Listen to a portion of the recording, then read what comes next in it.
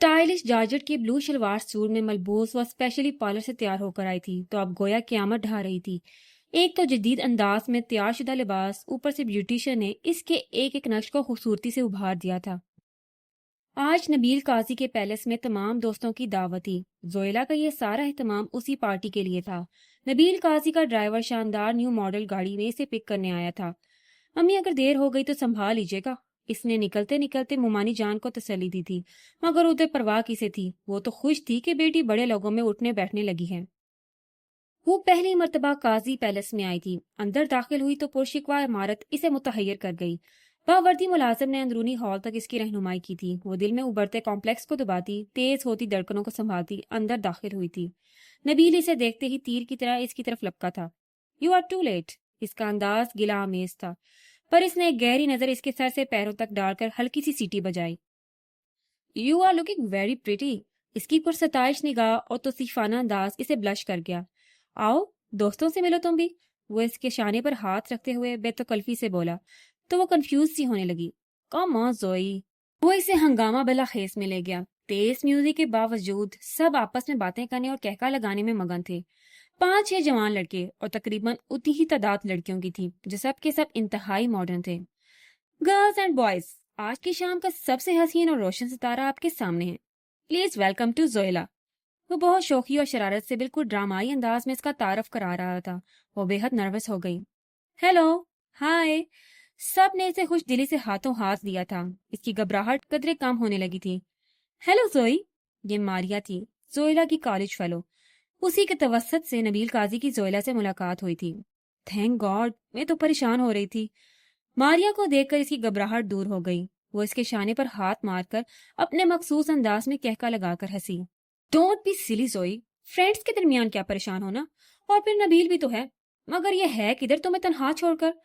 वो इधर उधर देखते हुए बोली, फिर एक कोने में किसी दोस्त के साथ इसे बातों में मगन देकर इसे आवाज दे ली। वो फौरन इनकी तरफ लपका था। ये क्या बदतमीजी है, मेहमान खसूसी यहाँ है और मेजबान अपनी ही बातों में मगन है। वो बेतकल्फी से नबील को डांट रही थी। सोहेला हिजल होने लगी। I am sorry dears. इसने फौरन सर झुकाया और फिर जोयला की तरफ देखते हुए शोखी से बोला, मेहमान की खूबसूरती और इम्पोर्टेंस से किस काफिर को इनकार है। बस मैं जरा बाकियों को निपटा रहा था। बार बार यूं अपने हुस्न की तारीफ सुनना जोयला को बहुत अच्छा लग रहा था। अपने मिडिल क्लास होने का कॉम्प्लेक्स मदम पड़ गया था। नबील ने कोल्ड ड्रिंक का ग्लास इसके हाथ में थमाया और इसे साथ लिए अपने दोस्तों की तरफ बढ़ गया। वो सब बेफिक्रे और लापरवाह से थे। इनकी गुफ्तगू फंक्शंस, टूर्स, मूवीज और हल्ले गुल्ले पर मुश्तमिल थी और यही बातें जोयला को चार्म करती थी। इसका इल्म इन सब जितना तो नहीं था, इसलिए वो इनकी बातों में शामिल नहीं हुई। दूसरे, अभी वो इन सब से बेतकल्लफ नहीं हो पाई थी, इसलिए बस इनकी गुफ्तगू सुनकर ही महसूस होती रही। अलबत्ता वहां लड़कियों को बिला झिझक सिगरेट नोशी करते देखकर वो घबरा गई थी। इसकी कैफियत जांच कर नबील ने फौरन इसका हाथ दबाया तो वो इसे देखने लगी। सब चलता है। वो हल्के से मुस्कुराकर दोस्ताना अंदाज में बोला तो वो गड़बड़ा गई। मारिया ने इसे कितनी बार समझाया था कि वो नबील के सामने मिडिल क्लास लड़कियों जैसी हरकतें ना किया करे, और वो खुद भी नहीं चाहती थी कि नबील को कभी एहसास हो कि वो इसकी तरह मॉडर्न फैमिली से ताल्लुक नहीं रखती। इसलिए फौरन ही वो भी दिलकशी से मुस्कुरा दी। तुम भी टेस्ट करोगी? वो शरीर हुआ तो जोयला घबरा गई। नहीं। नबील ने कहका लगाया था और इसकी पेशानी पर पसीना चमकने लगा था। I was joking. वो फौरन इसको तसल्ली देने लगा तो इसकी जान में जान आई। डिनर के बाद वो सब फिर से गप्पे हाँकने लगे। फिर एक लड़के ने उठकर सीडी प्लेयर फुल वॉल्यूम पर ऑन कर दिया। तब पहली बार जोयला ने मारिया को बड़ी बेतकल्फी के साथ जालसी नामी लड़के के साथ डांस करते देखा। वो दंग सी रह गई थी। इसे ये तो पता था कि मारिया भी हाई क्लास से ताल्लुक रखती है, मगर ये रंग ढंग वो पहली बार देख रही थी। इसके औसान हता होने लगे। चलो टेरेस पर चलते हैं। इसकी कैफियत भांप कर नबील ने इसके कान में सरगोशी की और इसके कुछ कहने से पहले इसका हाथ थामकर सीढ़ियों की तरफ बढ़ गया। सर्द हवा ने इसे सिमटने पर मजबूर कर दिया। कितनी खूबसूरत रात है और कितनी वंडरफुल कि चांद मेरे सामने है, वो मखबूर अंदाज में कह रहा था। जोयला ने पलके झपक कर इसे देखा। मैंने कभी किसी लड़की से खुद से दोस्ती नहीं की। तुम पहली लड़की हो जो सीधी मेरे दिल में उतर गई हो। अब खो मत जाना। वो इसके शानों पर हाथ रखे इसकी आंखों में झांक रहा था। वो मिसमराइज सी होने लगी। इस कदर शानदार महल जैसा घर और प्रिंस चार्मिंग की इस कदर तवज्जो, वो तो ख्वासों में ही नहीं रही थी। जितनी हसीन तुम हो, मेरी फ्रेंड्स में से तो कोई तुम्हारी गर्द को भी नहीं पहुंच सकती। थैंक गॉड कि तुम मुझे मिल गई। اب کیا میں تمہیں چھو سکتا ہوں؟ خمار آلود انداز میں کہتے ہوئے وہ قدرے اس کی طرف جھکا تو وہ بدک کر پیچھے ہٹی۔ اس کی رنگت ٹمٹما اٹھی۔ سلی گرل، وہ ہنسنے لگا۔ I like it. پھر کتنی ہی دیر وہ اس کا ہاتھ تھامے وسیع ٹیرس پر ٹہلتا رہا، وہ بھی سردی سے بے نیاز۔ اس کی قربت کے نشے میں چور اس کی ہم قدم تھی۔ واپسی پر وہ خود اسے ڈراپ کرنے آیا تھا۔ اب کب ملو گی؟ وہ گھر کے سامنے گاڑی سے اترنے لگی تھی جب نبیل نے اس کا ہاتھ تھام لیا۔ جب تم کہو گے، وہ ناز سے مسکرا دی۔ کل فون کروں گا، پھر کچھ طے کریں گے۔ وہ کھل کر مسکرا دیا، پھر اس کے سمجھنے سے پہلے ہی اس کا ہاتھ ہونٹوں سے لگا لیا۔ ایک سنسناہٹ اس کے پورے وجود میں دوڑ اٹھی۔ بے حد سچپٹا کر وہ پیچھے ہٹی تو وہ ہنس دیا۔ اس کے جانے کے بعد زویلا نے گہری سانس لے کر مسکراتے ہوئے بیل پر ہاتھ رکھ دی۔ سی ایس ایس کا رزلٹ آیا تو پہلے 10 کامیاب طلباء میں 5واں نام ازلان ہمدانی کا تھا۔ اس کا انداز کہیں سے بھی پرجوش نہیں تھا۔ سمن کا دل اسے یوں بجھا بجھا اور نڈال سا دیکھ کر بے چینی سے بھرا جا رہا تھا۔ پولیس میں جانا تو تمہارا خواب تھا ازلان، پھر اب خوش کیوں نہیں ہو میری جان؟ وہ ہاتھوں میں چائے کا مگ تھامے کھویا کھویا سا بیٹھا تھا، چونک گیا۔ ایسا تو کچھ نہیں ہے ماما، مائیں بچوں کے اندر تک اتری ہوتی ہیں ازلان۔ وہ بوجھی مسکراہٹ کے ساتھ بولی تو وہ لب بیچے چائے کے مگ پر نظریں جما گیا۔ اس لڑکی نے سب ختم کر دیا ہے ماما، ساری خوشی مسرت جوش، اب تو بس رگ رگ میں تلخی دوڑی ہے۔ وہ میرے سامنے آ جائے تو میں اسے شوٹ کر دوں گا۔ اس کے لب و لہجے میں شعلوں کی سی لپک اور بے انتہا تلخی تھی۔ اس کے اس قدر برگشتہ ہونے پر وہ سرا سیما ہو گئی۔ اس بیچاری کا کیا قصور ہے سب میں؟ وہ سر اٹھائے تحریر سے انہیں دیکھنے لگا۔ ابھی 20 سوال کی گنجائش ہے ماما۔ سارا قصور بھابھی جان اور زویلا کا ہے، وہ صاف گوئی سے بولی۔ ازلان کی انتظار سے بدگمانی انہیں کھٹک گئی تھی۔ بات اتنی بڑی تھی نہیں جتنا کہ ان دونوں نے اسے بڑھا ڈالا تھا۔ خصوصاً زویلا چاہتی تو اسی وقت ساری بات کلیئر کر سکتی تھی، مگر اس نے اس وقت تمہاری پوزیشن کا قطعاً خیال نہیں کیا۔ اگر وہ اصل بات بتا دیتی تو ابھی ہم کیا کہہ لیتے تم دونوں کو؟ شادی تو بہرحال تم دونوں کی ہونا ہی تھی نا۔ انہوں نے ازلان کی غلط فہمی دور کرنے کی ہر ممکن کوشش کی تھی، مگر جب انسان کی توجہ اور سوچ ایک ہی نقطے پر مرتکز ہو جائے تو وہ اپنے کان لپیٹ کر چاروں طرف سے آنے والی آوازوں سے بچے رہنے کی کوشش کرنے لگتا ہے۔ ازلان کی بھی یہی کیفیت تھی۔ انتصار کے لیے اس کے دل میں اس قدر نفرت اور زہر پیدا ہو گیا تھا کہ اگر وہ سامنے ہوتی تو واقعی اسے قتل کر ڈالتا، جس کی وجہ سے زویلا سے دور ہو گئی تھی۔ اس کا چہرہ اندرونی خوشی اور جوش سے ٹمٹما رہا تھا۔ ایف اے کا رزلٹ آ گیا تھا اور اس کا A گریڈ آیا تھا۔ اسے تو علم بھی نہیں تھا کہ آج اس کا رزلٹ آ چکا ہے۔ وہ تو اس کی دوست نگین کی مہربانی تھی جس نے نہ صرف اس کے رزلٹ کا پتہ کیا تھا بلکہ اپنے چھوٹے بھائی کے ذریعے اسے اس کے مارکس بھی بتا دیے تھے۔ نگین کے بھائی کو رخصت کر کے وہ گیٹ بند کر کے اندر کی طرف دوڑی تھی۔ خوشی تھی کہ انگ انگ سے پھوٹ رہی تھی، بس ایک ہی دھن تھی کہ سب سے پہلے ماں کو خوشخبری سنائے۔ دھوپ میں سے ایک دم اندر آنے کی وجہ سے اسے ٹھیک طرح سے دکھائی نہیں دیا اور وہ یوں ہی دوڑتی ہوئی پوری طرح سامنے سے آئی سراج سے ٹکرا گئی۔ اس کا چہرہ پوری قوت سے اس کے سینے سے ٹکرایا تھا۔ اس کی آنکھوں میں تارے ناچ گئے۔ ناک پر لگنے والی چوٹ اس قدر شدید تھی کہ چند لمحوں کے لیے اسے اپنی سدھ بدھ بھول گئی۔ اسے اپنے دونوں ہاتھ بے اختیار ہی چہرے پر رکھے تھے۔ کیا ہو گیا شہزادی؟ سراج کی آواز بہت قریب سے سنائی دی تھی اور تب اس انکشاف پر اس کے وجود میں سنسنی پھیل گئی کہ سراج نے بڑی فراق دلی سے اسے باہوں میں سنبھالا ہوا تھا۔ وہ بدک کر پیچھے ہٹی۔ میں نے کہا شہزادی آج تو بڑی مہربان ہو رہی ہو، کیا بات ہے؟ وہ لافرانہ انداز میں سے دیکھتا معنی ہیزی سے بولا تو وہ حیا سے گھڑ کے رہ گئی۔ اوپر سے سراج کی بےہودہ نظریں ہمیشہ کی طرح اس کے اندر خوف بھرنے لگی تھی۔ وہ میں امی کے پاس جا رہی تھی۔ اس کی ٹانگیں لرزنے لگی۔ سراج کے ہاتھوں نے اسے چھوا تھا تو اسے اب یوں لگ رہا تھا جیسے اس کے وجود پر کن کھجورے رینگ رہے ہوں۔ وہ جلد از جلد وہاں سے ہٹ جانا چاہتی تھی مگر وہ اس کے سامنے مانت دیوار ایسیدہ ہو گیا تھا۔ دیکھ لو، قدرت کو بھی یہی منظور ہے کہ تم میری باہوں میں، وہ بےہودہ گوئی کا مظاہرہ کرنے لگا تھا۔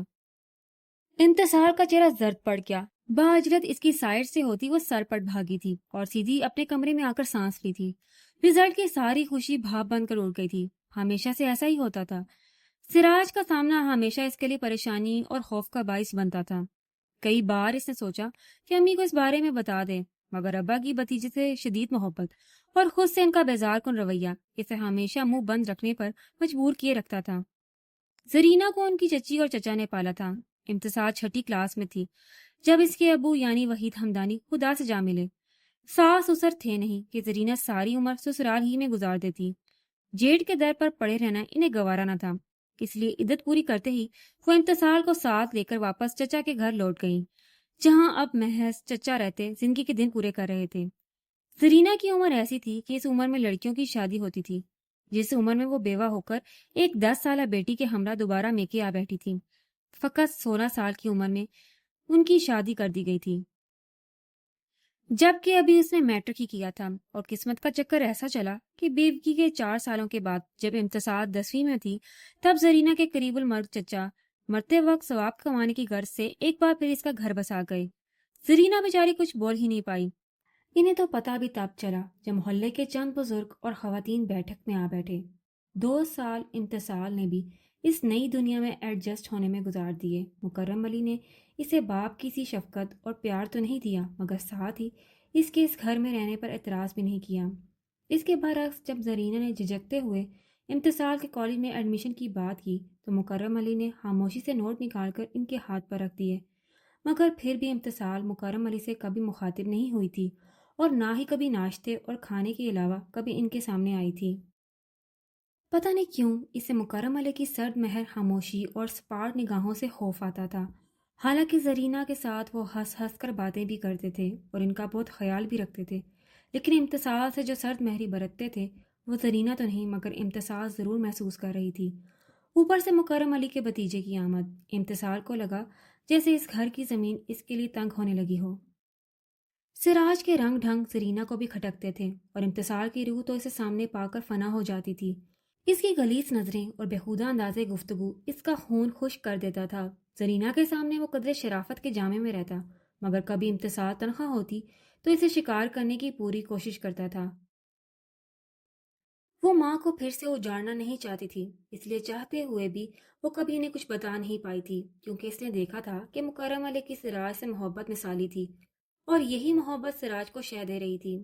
اس روز بھی ایسا ہی ہوا تھا۔ زرینہ باورچی خانے میں تھی، سراج باہر سے آیا تو امتسال کو ٹی وی کے آگے بیٹھا دیکھ کر اس کی باچھیں کھل گئیں۔ وہ بہت بے تکلفی سے اس کے ساتھ صوفے میں دھس گیا تو وہ خوف زدہ تھی، بے اختیار ہلکی سی چیخ کے ساتھ اٹھنے لگی، مگر سراج نے اس کا ہاتھ تھام کر اس کی کوشش ناکام بنا دی۔ گھبراتی کیوں ہے شہزادی؟ میں کوئی غیر تھوڑی ہوں۔ اس کی آنکھوں کی غلیظ چمک اور دیکھنے کا غلط انداز انتصار کی روح تک کو جھنجھوڑ گیا۔ کبھی 2 گھڑی میرے ساتھ بھی پیار کے بات کر لیا کرو، وہ مخبور انداز میں کہتا بے تکلفی سے اس کے شانے پر ہاتھ رکھتے ہوئے بولا۔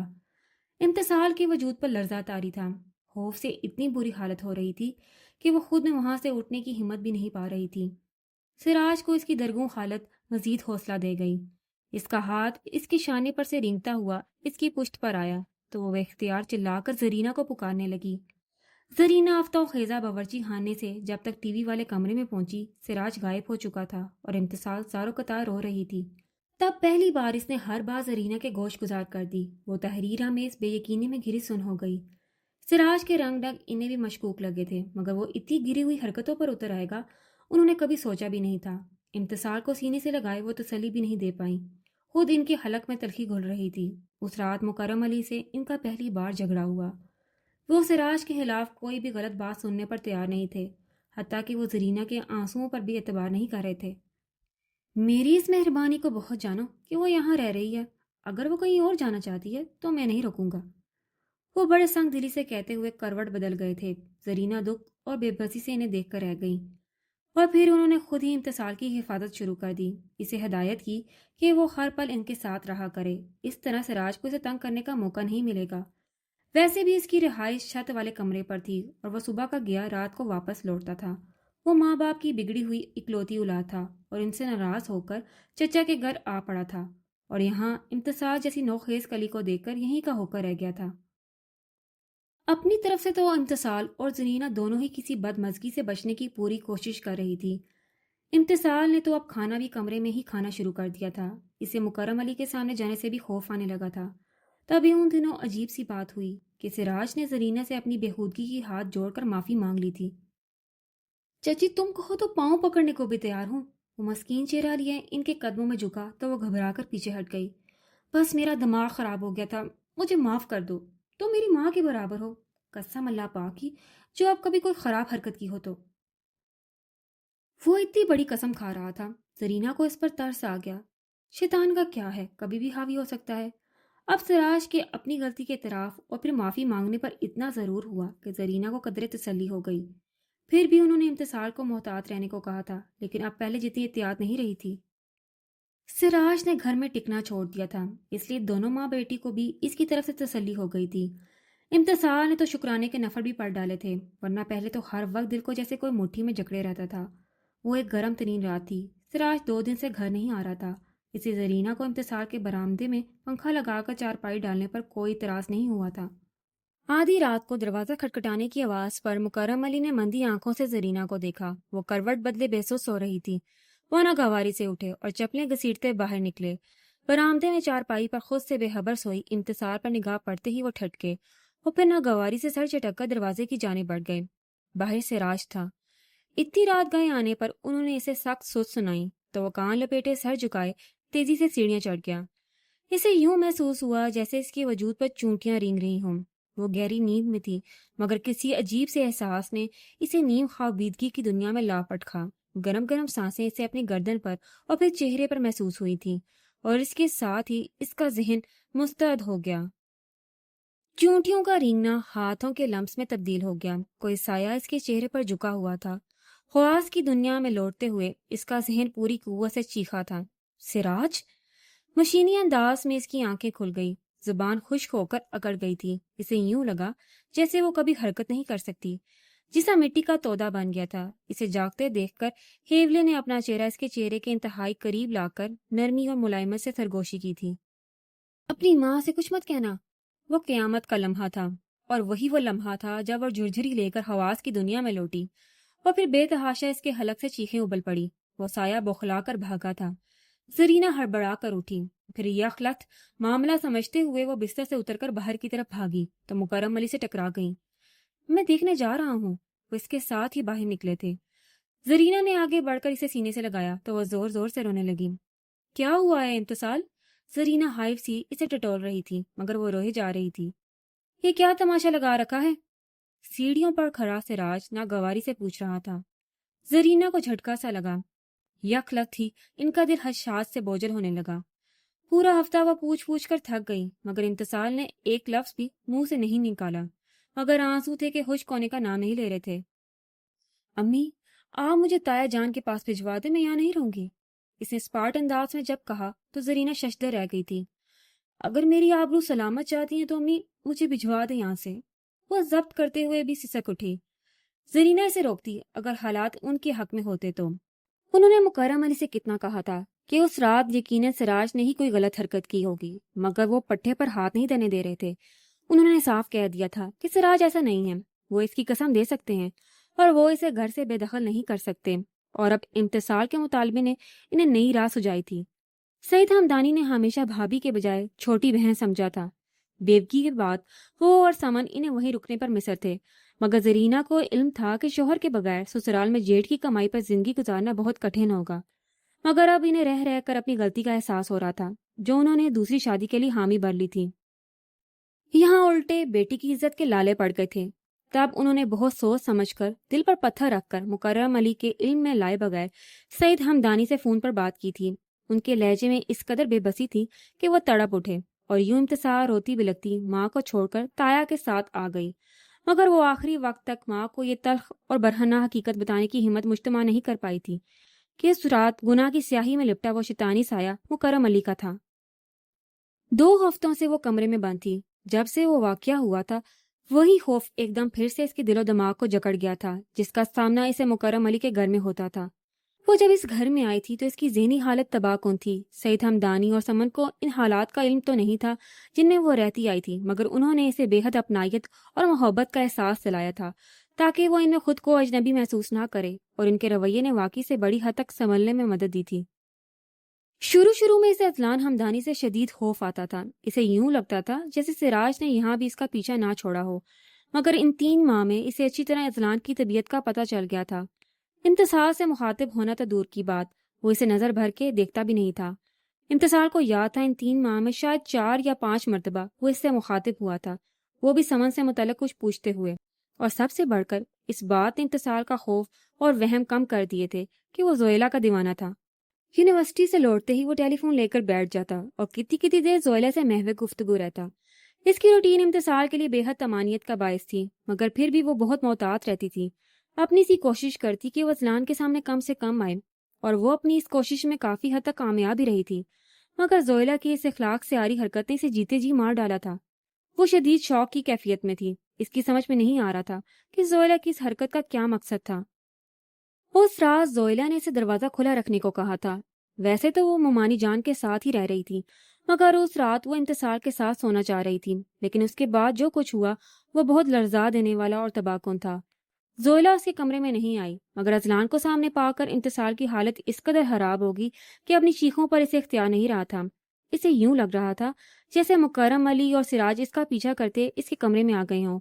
اس وقت تو اسے محض رونا ہی آ رہا تھا، کون کیا کہہ رہا ہے اسے کچھ سمجھ نہیں آ رہی تھی، مگر بعد میں جب اس نے صورتحال کا تجزیہ کیا تو اصل حقیقت اس کے سامنے آ گئی۔ اس روز جب زویلا نے اذلان کو بہت ضروری بات سننے کو کہا تو انتصار کے کان میں یوں ہی ان کی باتیں پڑ گئی تھی، مگر اس کے بعد جو کچھ ہوا وہ بھی بہت حیران کن تھا، جس کا احساس اب سوچنے پر انتصار کو ہوتا تھا۔ زویلا چاہتی تو ساری بات سب کے سامنے کلیئر کر سکتی تھی، مگر وہ تو یوں مکر گئی جیسے اذلان سے اس کا کوئی تعلق ہی نہ ہو۔ اس کے برعکس مومانی جان نے معاملے کو دبانے کے بجائے اسے خوب اچھالا تھا، جیسے سب کچھ ان کی منشا کے مطابق ہو رہا ہو۔ یا خدا، کون جھوٹا ہے اور کون سچا؟ اس نے سسک کر سر گھٹنوں پر ٹکا لیا۔ گھر میں پھیلی ٹینشن اسے خود میں مجرم بنا رہی تھی، فقط اس کی وجہ سے حالات اس نہج پر آ گئے تھے اور وہ ہفتہ بھر سے اپنے کمرے میں بند تھی۔ پہلے اس نے بھی یہی سوچا تھا کہ اذلان نے شاید جان بوجھ کر ایسی حرکت کی ہے، مگر تمام باتوں کا علم ہونے کے بعد اس نے غیر جانبداری سے سارے معاملے کا جائزہ لیا تو اسے معلوم ہوا کہ بات وہ نہیں ہے جو زویلا بتا رہی تھی، بلکہ سچ تو اذلان بول رہا تھا، ورنہ اگر اس کی نیت خراب ہوتی یا وہ غلط ارادے سے اس کے کمرے میں آتا تو اسے جگانے کی حماقت کبھی نہ کرتا۔ دوسرا یہ کہ بعد میں اس نے بڑی بے خوفی سے بتا دیا کہ وہ زویلا سے بات کرنے کی غرض سے اس کمرے میں آیا تھا، کیونکہ اس کی نیت صاف تھی۔ لیکن زویلا کا رویہ اس قدر بیگانہ اور سرد کیوں تھا، یہ انتصار کو الجھا رہا تھا۔ نبیل قاضی اب آہستہ آہستہ زویلا کو اپنے ٹریک پر لا رہا تھا۔ دھیان سے قاضی، یہ مڈل کلاس لڑکیاں اتنی آسانی سے نہیں کھلتی۔ ماریا اس کے شانے پر ہاتھ مار کر شوخی سے کھلکھلائی تھی۔ جانم، چیلنج قبول کیا ہے تمہارا، جس روز وہ میری باہوں میں ہوگی تو میں ضرور بلاؤں گا، اس نے بڑے تفخر کے ساتھ کہا تھا۔ اور واقعی زویلا وہ واحد لڑکی تھی جس پر اسے اتنی محنت کرنا پڑ رہی تھی۔ اس سے پہلے اس کا پالا سابقہ ہائی کلاس کی ماڈرن لڑکیوں سے پڑتا رہا تھا، جن کے لیے آزادی کا مفہوم وہی تھا جو نبیل قاضی کے سامنے تھا، مگر زویلا کی آزادی فیشن اور عمارت تک محدود تھی۔ ابھی تو وہ اسے پٹھے پر ہاتھ بھی نہیں رکھنے دیتی تھی۔ یہ زویلا کی خوبصورتی ہی تھی جس نے اسے نبیل قاضی کے لیے بے حد خاص بنا دیا تھا۔ ایک آدھ بار اس نے زویلا کو ماریا کے گھر دیکھا تھا، تب سے اس نے زویلا کو اپنے گروپ میں شامل کرنے کے لیے ماریا کو مجبور کرنا شروع کر دیا تھا۔ وہ اور ٹائپ کی لڑکی ہے قاسم، اور پھر انگیجڈ بھی ہے۔ ماریا نے اس پر تمام صورتحال واضح کر دی، مگر پھر بھی جب وہ اپنی ضد پر اڑا رہا تو اس نے گہری سانس لے کر ہتھیار ڈال دیے۔ لگتا ہے اس پر بری طرح دل آیا ہے تمہارا، وہ اسے گھورتے ہوئے بولی۔ سنا ہے کہ اس کا منگیتر بے حد ہینڈسم ہے، لگتا تو نہیں کہ وہ تمہیں لفٹ دے۔ اس کی بات پر وہ کھل کر ہنس دیا۔ دولت، جانے من دولت، بڑے بڑے گھٹنے ٹیک دیتے ہیں اس پاور کے آگے، وہ غرور چھلکاتے لہجے میں کہہ رہا تھا۔ اور واقعی وہ صحیح کہہ رہا تھا۔ دولت کی چکا چوند نے زویلا کو مسحور کر دیا تھا۔ اب نبیل قاضی اسے اپنے رنگ میں رنگنے کے لیے اپنی طے کردہ پلاننگ پر عمل کر رہا تھا۔ زویلا کو اس نے شاندار سے ہوٹل میں لنچ پر انوائٹ کیا تھا۔ اس کے ساتھ بے حد تفاخر اور غرور سے چلتی وہ ریزرو ٹیبل تک پہنچی تھی۔ آج تو بہت خوبصورت لگ رہی ہو، وہ کوہنیاں ٹیبل پر ٹکا کر آگے کو جھکا تو وہ بڑے ناز سے ہنس دی۔ قاضی نے ہی اس موقع کے لیے بے حد قیمتی اور سٹائلش سا لباس گفٹ کیا تھا، ہاف سلیوز شرٹ پر چنا ہوا دوپٹہ۔ اس کا مکمل اور بے داغ حسن قاضی کو دیوانہ بنا رہا تھا۔ پتہ نہیں کب تم پر حق جتا سکوں گا۔ اس کی ٹھنڈی آہ بھرنے پر وہ شرمیلی سی مسکراہٹ کے ساتھ بولی، یہ تو تم پر ڈیپینڈ کرتا ہے کہ تم کب لے جاتے ہو مجھے اپنے گھر۔ تم اشارہ کر دو صرف ایک بار، یہاں سے اٹھا کر لے جاؤں گا۔ وہ اس کی آنکھوں میں دیکھتے ہوئے معنی خیز انداز میں بولا تو وہ جھینک گئی۔ ایسے تو نہیں نا، میرا مطلب ہے کہ شادی۔ چند ہمیں خاموشی سے اسے دیکھنے کے بعد وہ سیدھا ہو بیٹھا۔ زویلا کو اس کی یہ اخلت خاموشی بہت محسوس ہوئی تھی۔ کیا میں نے کوئی غلط بات کی ہے نبیل؟ اس سے مبہم سی آواز کے ساتھ نفی نے سر ہلایا تو اس کی جیسے مشکل آسان ہوئی۔ تو پھر کب؟ وہ قدر ہچکچاہٹ کے بعد بولی۔ قاضی نے بہت سنجیدگی سے اس کی طرف دیکھا۔ تمہاری اور میری کلاس میں بہت فرق ہے زویلا، لیکن میں ہر چیز سے قطع نظر موم سے تمہاری اور اپنی شادی کی بات کر چکا ہوں۔ تو پھر؟ وہ بے تابی سے پوچھنے لگی۔ بات صرف اتنی ہے کہ موم نے مجھے اپنی لائف کا یہ فیصلہ کرنے کا اختیار اس شرط کے ساتھ دیا ہے کہ میں ایسی لڑکی کو چنوں جو ہائی کلاس میں میرے ساتھ موو کر سکے، جو صحیح معنوں میں قاضی فیملی کی بہو کھلا سکے، اس میں ایسی کوئی کمی نہ ہو جس سے انہیں بیکورڈ فیملی سے بہو لانے کا تانا مل سکے۔ اور زوئی، تم نے دیکھی ہے نا میری کلاس کی لڑکیاں؟ وہ بے حد سکون سے اس کی آنکھوں میں دیکھتا پوچھ رہا تھا۔ زوئیلا کو اپنا دل ڈوبتا محسوس ہونے لگا۔ وہ تو اب قاضی فیملی بلکہ ان کی کلاس کی تمام لڑکیوں کو جان چکی تھی، ان کے لیے اسموکنگ کوئی بات ہی نہیں تھی۔ مام صرف یہ ڈیمانڈ کر رہی ہیں کہ میں جو لڑکی پسند کروں وہ بیک ورڈ یا کنزرویٹو نہ ہو۔ وہ نیواں آنکھوں سے اس کی بدلتی رنگت دیکھتے ہوئے کہہ رہا تھا۔ تو پھر زوئیلا کا کمپلیکس شدت سے اٹھ کر آیا تھا۔ تو پھر یہ کہ اب تمہیں یہ کلاس ڈفرنس مٹانا ہے۔ وہ کیسے؟ وہ ابھی بھی حائف تھی۔ اب کی بار قاضی نے بڑے اعتماد کے ساتھ کہا، اگر یہ طے ہے کہ تم کو میری بیوی بننا ہے تو پھر خود کو سر سے پاؤں تک میری پسند کے قالب میں ڈھال لو۔ زوئیلا بہت تیزی سے سوچتے ہوئے کسی فیصلے پر پہنچی تھی۔